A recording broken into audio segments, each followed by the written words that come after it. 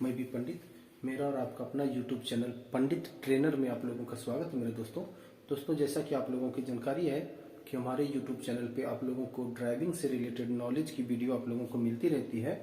और हमारे द्वारा बनाई गई वीडियो से अगर आप लोगों को कुछ नॉलेज मिलता है, कुछ जानकारियाँ मिलती है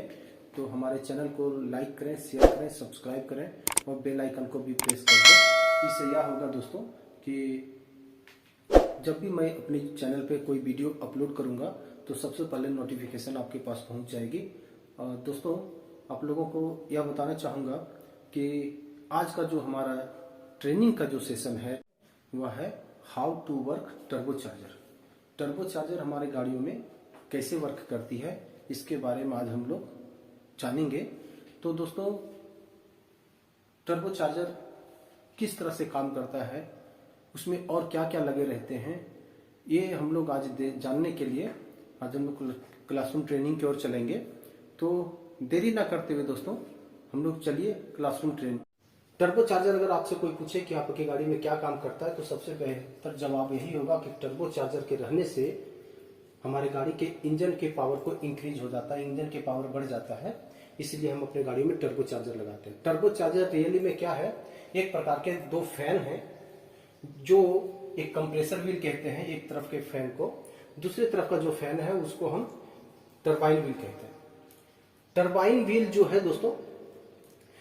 उसको घुमाने के लिए, उसके रोटेशन करने के लिए वो इंजन के किसी भी बेल्ट से, किसी भी तरह का इंजन से कोई भी पावर नहीं लेता है और एक वेस्ट मटेरियल जो हमारा साइलेंसर से होकर के बाहर की ओर निकल रहा होता है वो बाहर निकलने से पहले, जो एग्जॉस्ट गैस है बाहर निकलने से पहले इस टरबाइन व्हील को एक प्रकार से धक्का दे करके, एक प्रकार से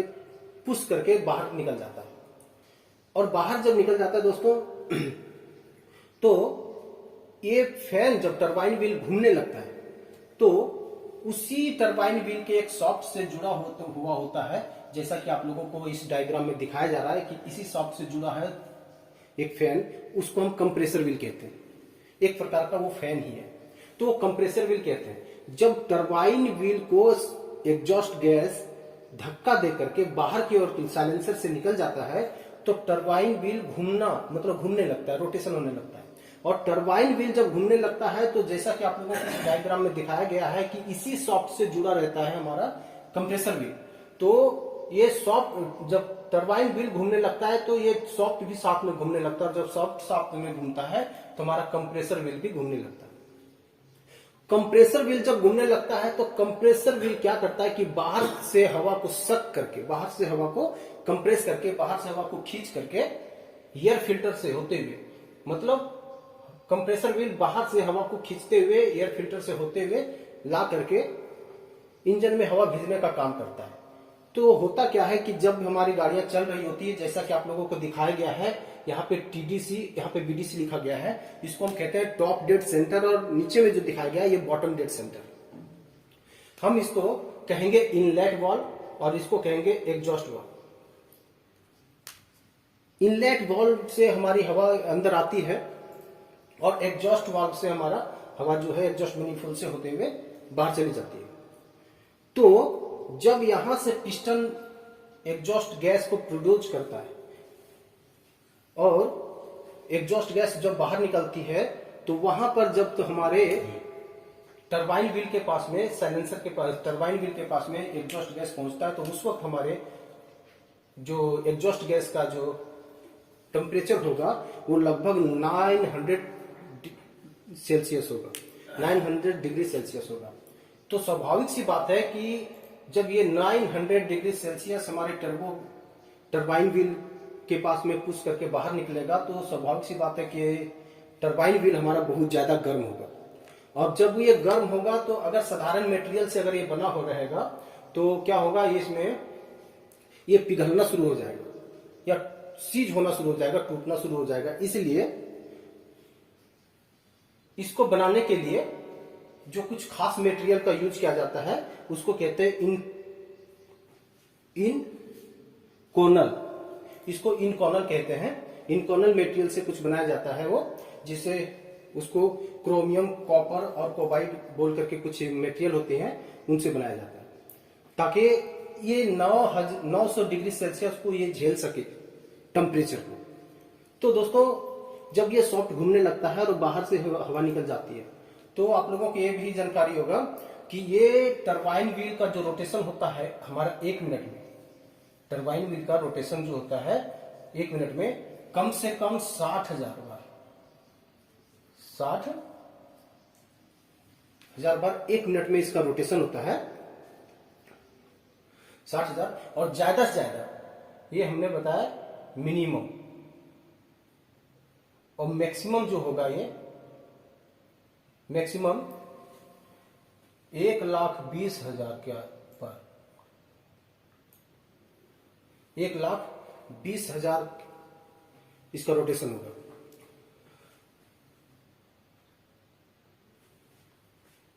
1,20,000 का रोटेशन होगा। और इसके अलावा भी अगर कोई रफ ड्राइव करता है और रफ ड्राइव करने की वजह से ज्यादा एग्जॉस्ट गैस प्रोड्यूस होगी और एग्जॉस्ट गैस ज्यादा निकलेगी, तो वैसी स्थिति में टरबाइन व्हील का क्या होगा, ऑयल सील कट जाने का चांस रहेगा।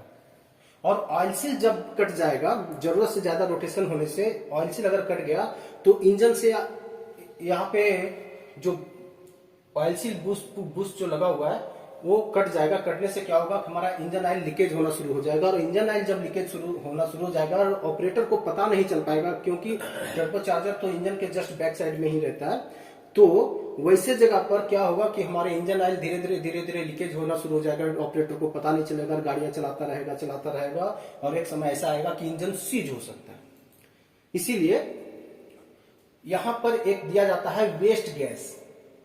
निकलने के लिए टर्बो चार्जर के पास में, ताकि जरूरत से ज्यादा अगर कोई ऑपरेटर रफ ड्राइव करे तो वो एग्जॉस्ट गैस टर्बो में जा करके और टर्बो चार्जर के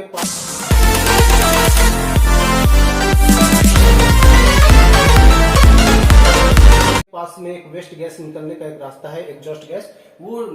उधर से निकल कर साइलेंसर से होते हुए बाहर निकल जाए। इससे क्या होगा कि टर्बो चार्जर हमारा जल्दी फेल नहीं होगा। दोस्तों इसके बाद अब हम लोगों को समझना होगा, ये एग्जॉस्ट गैस तो हमारी बाहर निकल गई। इसके बाद में हमारा जो कंप्रेसर व्हील जो साथ में काम कर रहा है, क्योंकि एग्जॉस्ट गैस जब भी हमारे टरबाइन व्हील को घुमा करके पुश करके और बाहर क्यों निकल रहा है, तो टरबाइन व्हील से ही एक शॉफ्ट से जुड़ा हुआ हमारा कंप्रेसर व्हील, और साथ में कंप्रेसर व्हील भी जब घूमने लगता है, जब घूमता है वो रोटेशन होता है, तो बाहर की जो हवा है एयर फिल्टर के जरिए अंदर लेकर के आता है वो, तो बाहर में का जो टेम्परेचर एक होगा, मान लीजिए 35 या 40 या 45, लगभग इतना टेम्परेचर अगर रहता है डिग्री सेल्सियस में, अगर रहता है ना, डिग्री सेल्सियस में अगर रहता है ये, तो स्वाभाविक सी बात है कि एक ही शॉफ्ट से जब जुड़ा हुआ है हमारा टरबाइन व्हील और उसी से हमारा एक ही शॉफ्ट से जुड़ा हुआ है हमारा कंप्रेसर व्हील, तो टरबाइन व्हील के पास में अगर एग्जॉस्ट गैस का टेम्परेचर अगर 900 डिग्री के आसपास है,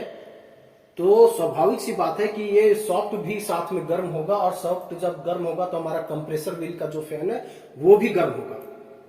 और जब वो गर्म होगा तो बाहर से आ रही 45 डिग्री या 35 डिग्री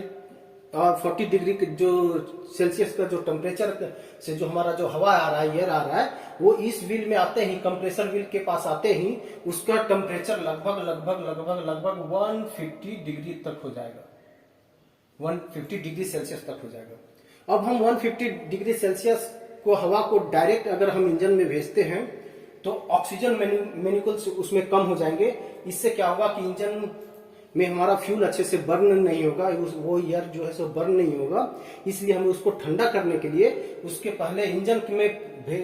पहुंचने से पहले एक हम लोग इंटरकूलर लगाते हैं। तो इंटरकूलर में आकर के ये जो 150 डिग्री जो टेम्परेचर रहता है हमारा एयर का, जो हमारे एयर फिल्टर से होते हुए आया कंप्रेसर व्हील के जरिए, तो इंटरकूलर के आने के पास में आने के बाद ये क्या होता है कि धीरे धीरे यहाँ पर इतने सारे एक राउंड टाइप का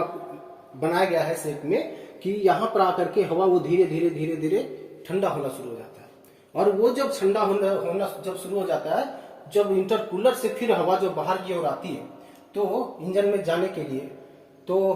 वहां पर हमारा जो इंटेक वाल्व जो लगा हुआ है वहां पर पहुंचने के लिए जब ये हवा वहां से जाती है तो लगभग उसका टेम्परेचर लगभग 60 डिग्री टेम्परेचर हो जाता है या 80 डिग्री टेम्परेचर के आसपास रहता है,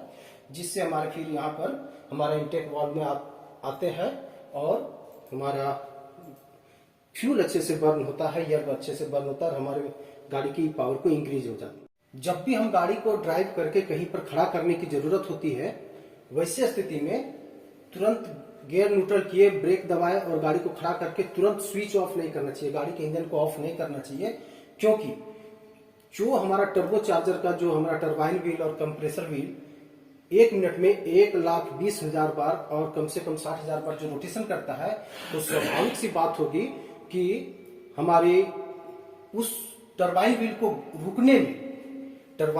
रुकने में टाइम लगेगा दोस्तों।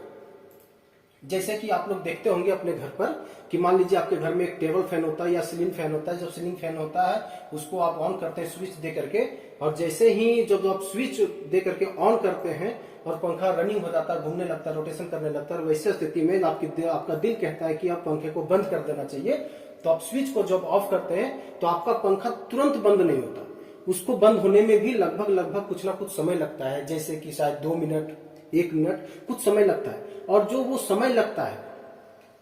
ठीक उसी प्रकार से है जब हम इंजन को ऑफ कर देंगे, हमारा इंजन सीधा ऑफ हो गया, बंद हो गई, गाड़ी बंद कर दिए, वैसे स्थिति में हमारा टर्बो चार्जर का जो हमारा टरबाइन व्हील और कंप्रेसर व्हील है उसको रुकने में भी टाइम लगता है। और जब टाइम लगेगा तो स्वाभाविक सी बात है कि जैसे ही आप इंजन को ऑफ करेंगे, इंजन ऑयल का सप्लाई हमारे टर्बो चार्जर के जो ऑयल सील है वहां पे जाना बंद हो जाएगा बैरिंग में, और जब बंद हो जाएगा लुब्रिकेशन के लिए तो टर्बो चार्जर उस वक्त भी रोटेशन कर रहा होगा तो हमारे वहां पर जो लुब्रिकेशन के लिए जो हमारे जो बुश लगे हुए हैं वो कट जाने का चांस रहेंगे, और कट जाएंगे तो फिर हमारा क्या होगा, ऑयल लीकेज होना शुरू हो जाएगा और बैरिंग खराब हो जाएगी। इसलिए हमें वहां पर कंपलसरी जब भी हम कभी अपने गाड़ी को खड़ा करते हैं तो वैसे स्थिति में हमें कम से कम 1 से 2 मिनट तक गाड़ी को आइडल में रख करके फिर गाड़ी को बंद करना चाहिए। दोस्तों इसके साथ में आप लोगों को यह बात भी बता दूं कि कुछ गाड़ियों में हमारा टर्बो चार्जर का जो कम से कम ज्यादा से ज्यादा जो रोटेशन होने की जो क्षमता होती है वो लगभग 3.5 लाख बार तक होती है। 3.5 लाख तक रोटेशन होता है दोस्तों। कुछ गाड़ियों में 2.5 लाख तक भी होता है। पर हमारे अभी जो प्रेजेंट में जो हमारे पास गाड़ियां हैं वो कम से कम 60,000 पर और ज्यादा से ज्यादा 1,20,000 पर रोटेशन होता है। तो दोस्तों ये थी हमारी आज की वीडियो। हमारी वीडियो आप लोगों को अच्छी लगती है तो हमारे YouTube चैनल को लाइक करें, शेयर करें, सब्सक्राइब करें। थैंक यू दोस्तों।